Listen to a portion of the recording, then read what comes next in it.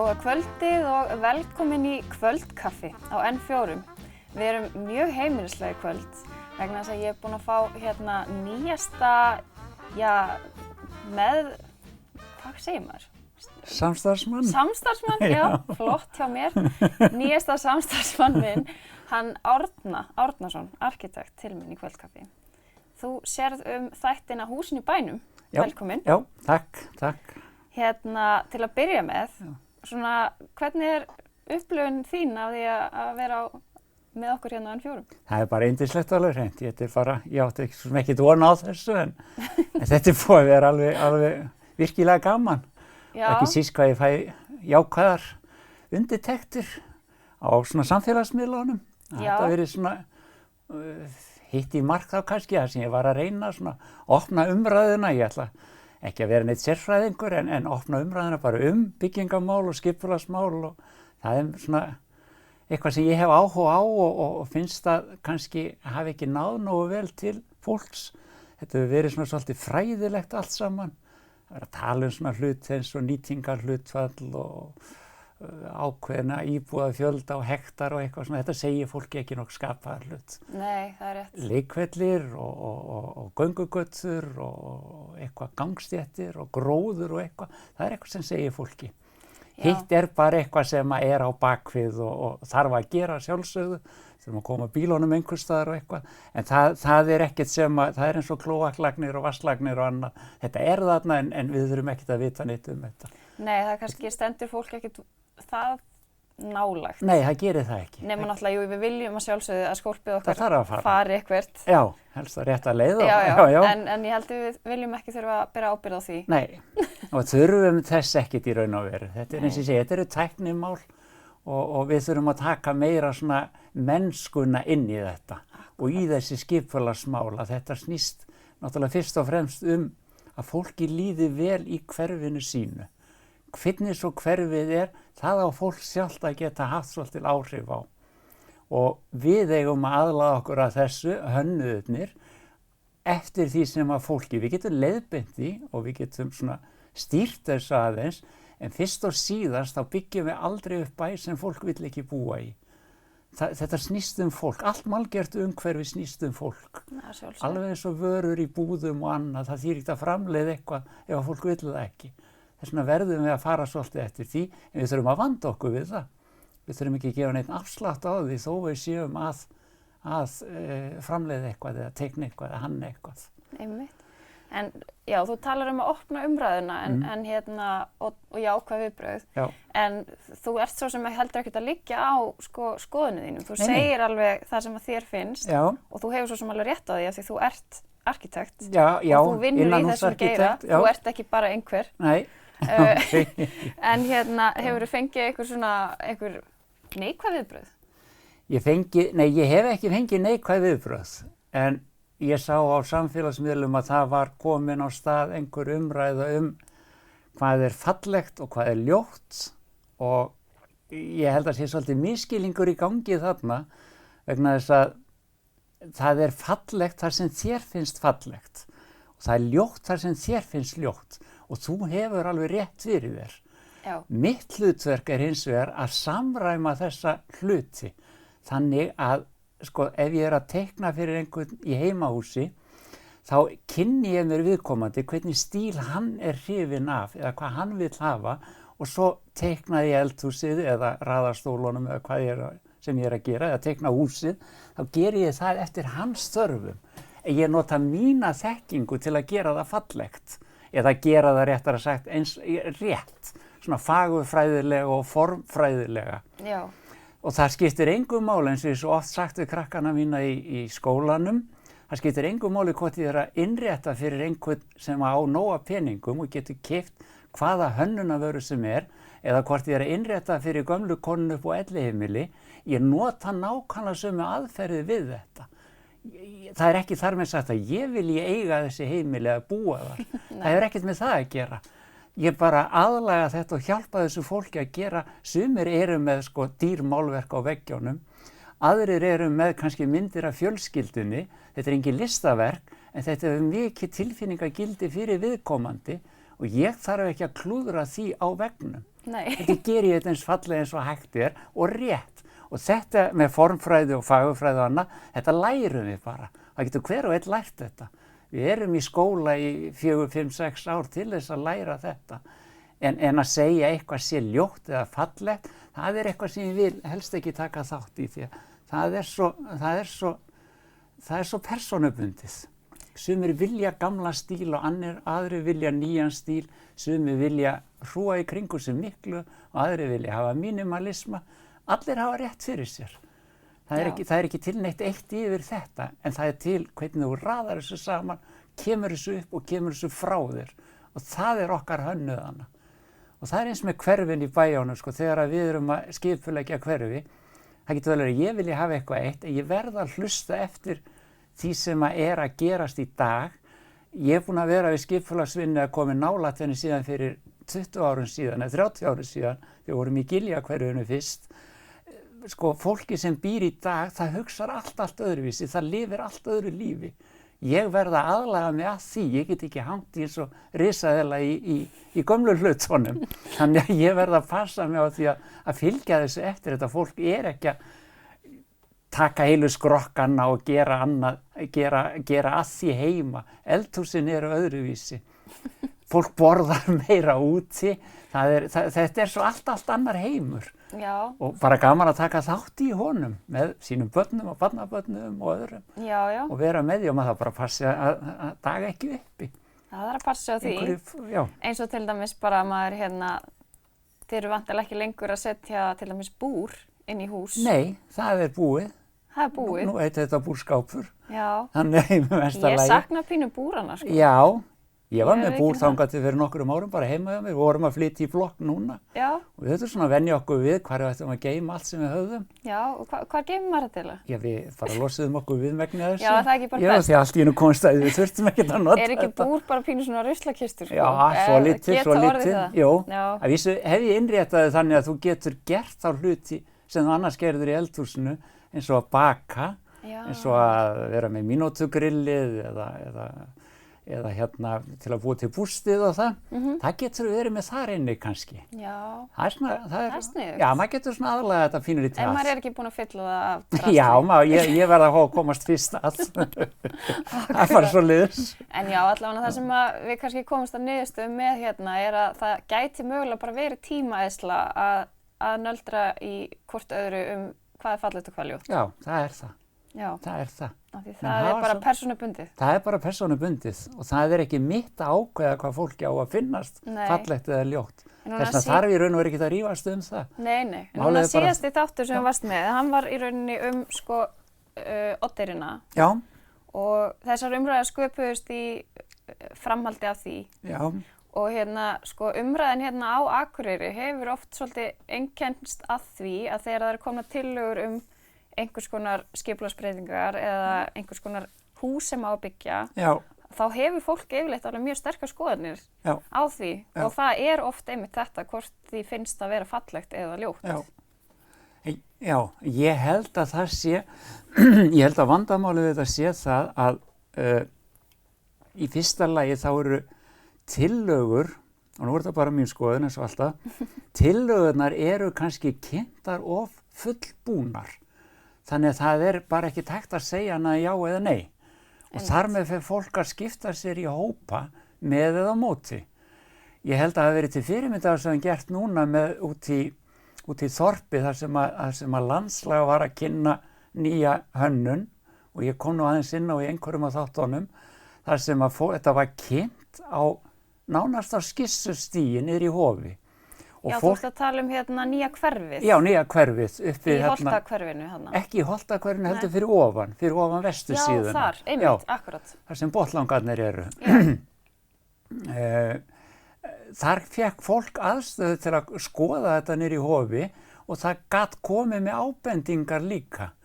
Og ég heyri það bara því ég reyna að sækja alla þessa fundi. Ég heyrði bara jákvæðnina þar og ég held að það hefur kannski ekki verið eingöngu út af hverfinu, heldur bara að það var með allt í einu. Gat haft áhrif, gat skrifað eitthvað og þetta svo ótrúlega mikilvægt að þú segir ekki bara eins og í kennslunni. Þú getur ekki sagt þú, því þá ert að hóta eða þú átt að gera eitthvað, heldur eigum við að gera þetta saman og það það sem þetta snýst allt og ég held að þessar, já eins og ég segi, þetta sé kannski of fullkomið og búið að klára þetta of mikið, þannig að það verði ekkert bakkað og þessi kynning, hún sko skipulagshönnuðir, þeir eru oft með mjög skilgreinda og mjög fína upplýsingar hvernig þetta á að vera, en einhvers staðar á leiðinni þá verður rof í þessu, þannig að þetta kemst ekki til skila áfram. Og það vantar svolítið í stjórnsýsluna að brúa þetta bil einhvern veginn. Ég ætla að nefna sem dæmi til að spara það að arkitektar eiga stundum á viðkvæmum svæðum að ákveða lit eða vera með í vali á lit á húsum.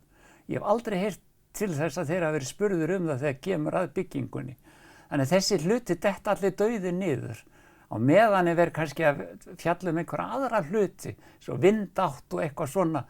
Ég meina, Akureyringar vita alveg nákvæmlega hvað átt slæm hérna og hver ekki. Það þarf ekki að segja það. Nei. En það þarf að leiðbeina í hinu sem að svona, þetta rof sem verður hérna einhvern veginn á milli. Þannig að ég auglýsi eftir að með farið pínulítið í þetta, hvernig ferlið að þessu öllu.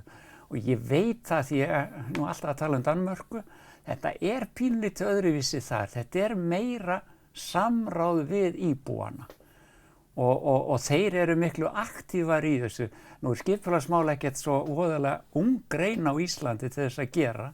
Svona pínulítið kannski á sumanhátt óþroskuð og hvar sko verktakar og hússeljendur og aðrir koma inn í þetta, það kannski ekki alveg á réttum stöðum. Sko allir þeir sem og nú ég komin á sprengjusvæði, allir þeir sem að græða á þessu, það arkitektinn, það hérna fasteignasalinn og það verktakinn. Þeir í raun og veru ákveða þetta, hver við byggt, húsin koma upp og svo sagt, nú getið þið neytendur komið að bara og valið ykkur íbúð.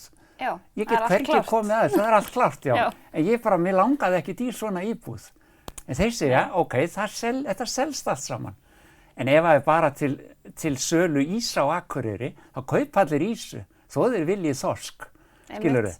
Við komum ekkert að þessu, þannig að það segir mér ekkert að þessi íbúið seljist upp, að fólki sé ánægt í hverfunum.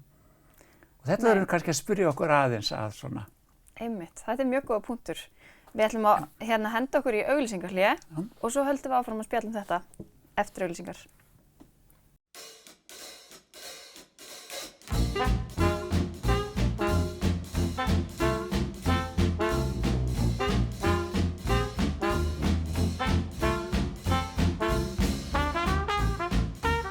Velkomin aftur í kvöldkaffi.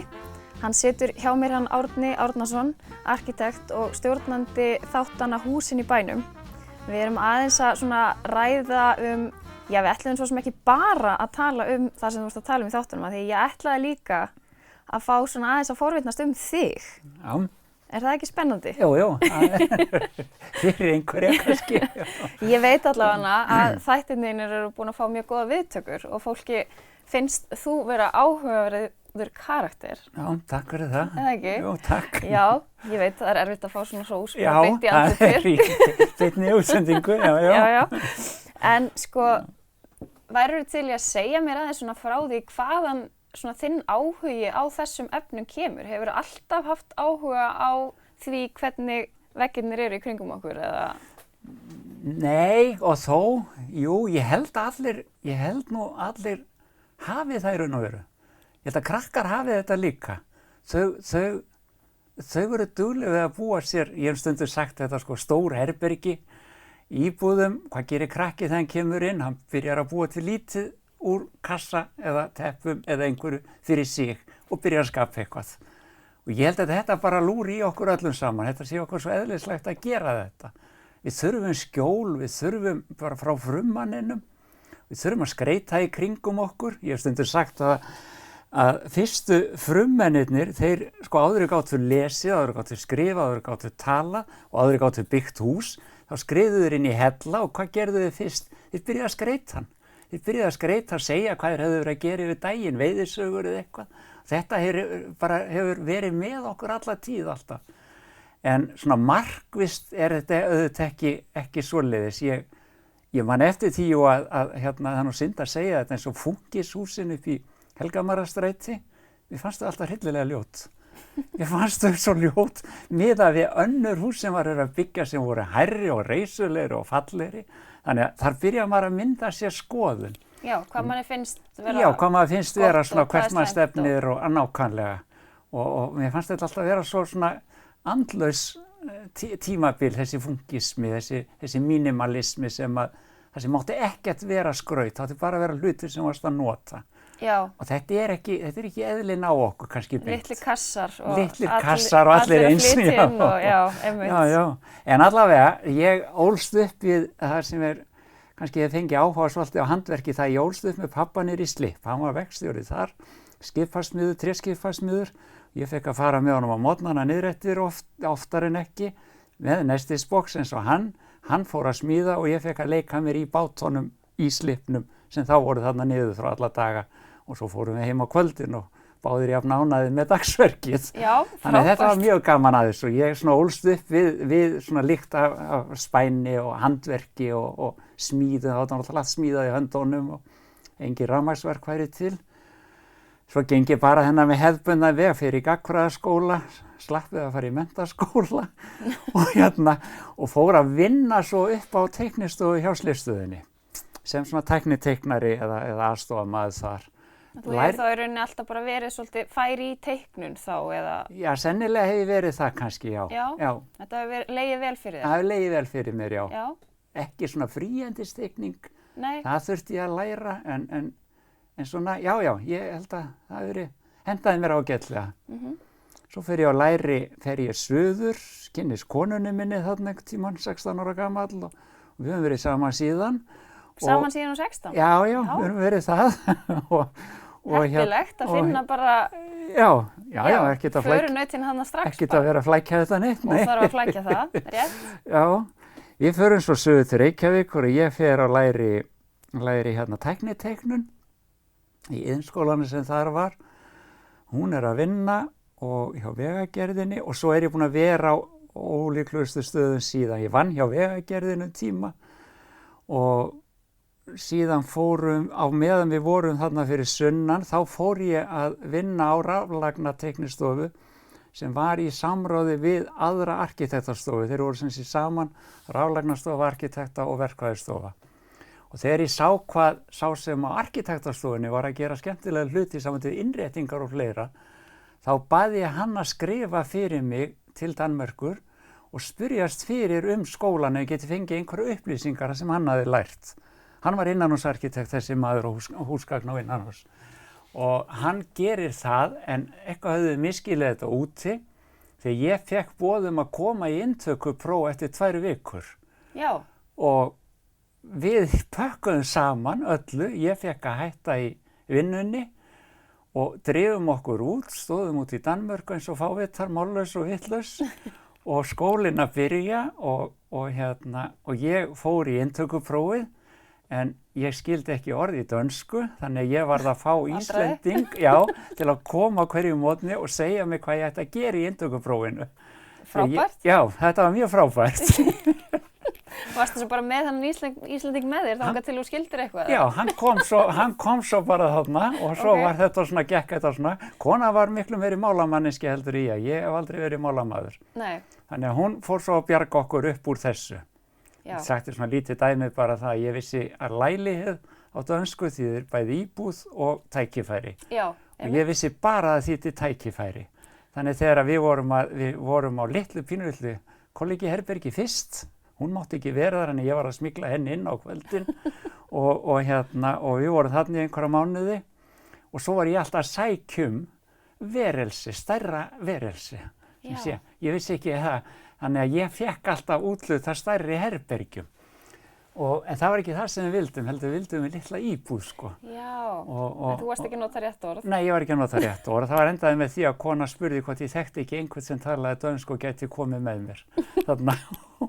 Og það var svo, þetta gekk svona alltaf aftur fótómælinlega því það var ekkert undirbúið áður við fórum út. Nei, hvar í Danmörku bjugguð þið? Þetta vorum í Kaupmannahöfn eða út á Amag, rétt fyrir utan Kaupmannahöfn. Alveg frábær staður, rétt hjá ströndinni, rétt hjá Kristjaníu og ótrúlega fallegt svæði þar, garðar og... Er þetta hérna Öresunds? Já, svo kemur Örestað, nýja hverfi sem ég nefndi í þáttunum mínum, sem kemur þar í framhaldi og allarlega út á Kastrup flugvelli. Já.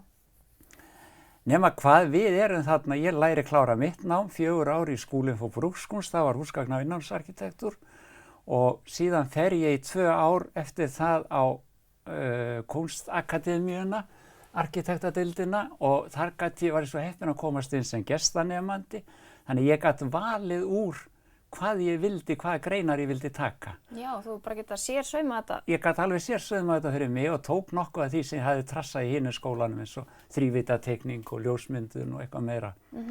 En allavega þetta var mjög svona fróðlegt og fínt og konan Bergljót mín, hún fór að læra aftur gluggaútstillingar og lærði það og vann við það svo eftir við komum heim. Þannig að þið eru bæði svona við erum bæði svona í hönnuðir, já. Við vinnum vel saman. Já, það lítur að vera þægilegt að vera með einhverjum svona sem er líka í rauninni með svona þetta hönnunarauga. Já, það er mjög gott að vinna með að búa með svoleiðis fólki því að við erum að tala sama tungumál alltaf og lifum og hrærumst í þessu heila. Já. Og svona áframhald af þessu þá vorum við, ég held að við verið í 6 ár úti. Hún fór í 2 ára eftir, já, þannig að við vorum hérna í 6 ár. Ætluðum að setja stað bara, við vorum svo ánað þarna út í Danmörku. Og svo áttum við stúlku, barn þarna, sem fæddist í Danmörku og þegar hún var farin að tala svona meiri dönsku en íslensku þá svona ákváðum við að fara heim. Við höfðum upplifað það að krakkar svona þeir voru komnir í skóla og annað og áttu vini út þegar þau bara strækuð á að fara til Íslands. Þannig að við fórum heim og ég fór að vinna í Ísleifsstöðinni aftur og var þar við að innrétta skuttogara sem voru í smíðum og síðan fer ég stofna í arkitektastofu með kollega mínum Bjarnar Reykjælin og við rákum hana frá 84 og alveg framundir 2007 eitthvað svoleiðis, held ég. Og í millitíðinni á þessum tíma þá fór ég líka í háskólan og fór í uppeldis- og kennslufræði og lærði það og ég ætlaði að fara á námskeið hjá myndlistarskólanum nefnilega að því að ég var búin að læra svo mikið í Danmörku og hafði ekkert lært hér heima. Og það er náttúrulega allt í múrsteinum og allt öðruvísi byggingaraðferðir úti þannig ég ætlaði svona aðeins að hressa upp á þetta. Kennarinn sem þá var, minnir mér að það hafi verið Svanur Eiríksson, hætti. Já, í myndlistarskólanum á Akureyri. Já, í myndlistarskólanum á Akureyri þegar hann var hér í Glerárgötunni og í staðinn fyrir að fara á námskeið þá spurði Helgi, skólastjóri mig, hvort ég get ekki tekið að með námskeiði bara. Já. Og ég gerði það. Ég vorkenni ennþá nemendunum sem voru hjá mér fyrsta árið. Fórstu bara að kenna þeim að Já, ég fór að kenna þeim bara. bara? Já, ég fór að kenna þeim, það var bara svoleiðis. Þannig að en allavega svo var ég viðlóðandi þetta og hef verið það alveg síðastliðin 30-40 ár. Þú hefur sérst alveg fundið þig nokkuð í því að kenna? Mjög vel í kennslunni, já, var svo að kenna upp í verkmenntaskóla líka, iðnskólanum gamla og svo verkmenntaskóla og þar var ég að kenna iðnnemum sem voru dóa kertinu. Það er allt í góðu lagi. Já, sem voru grunnteikningu og tæknitekningu, var að kenna þeim og svo var ég að kenna matreiðslufólki að innrétta stóra eldhús og það var svona allt mögulegt sem var að gera, þrívíddarteikningu og fleira.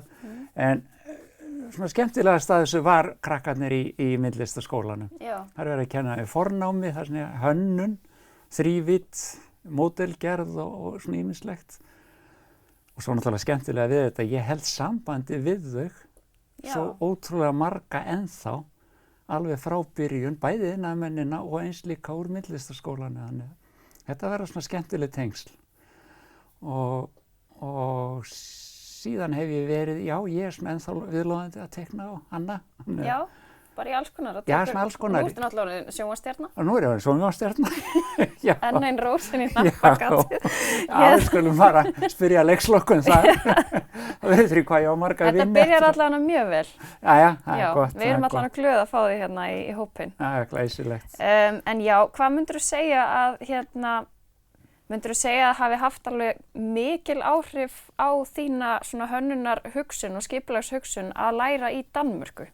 Það hafði það, já. Ég kynntist þar manni, hann þekki mig ekkert, en hann var ungur þá að byrja, heiti Jan Gehl, og hann einn af þessum þekktustu, leiði mér að fullyrða, skipulagshönnuðum í dag. Hann fer allan heim, fyrir að fyrsta gaf hann út bækur hönnun, og það eru til ómældi fyrirlestrar með honum á netinu.